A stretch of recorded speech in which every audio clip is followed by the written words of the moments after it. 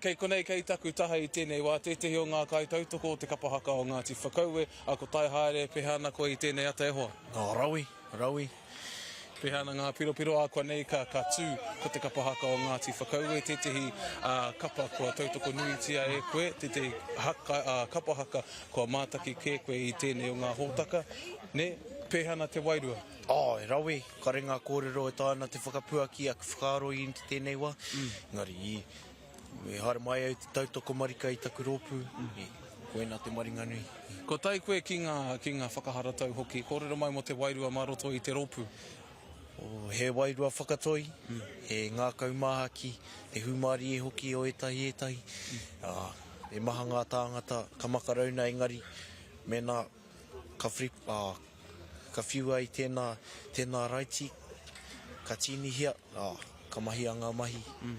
Ka re kore hikaka katoa ana koe koutou ko tō iwi, ko te rite I ahau, ia whakaaue. Kia koe te waihoa.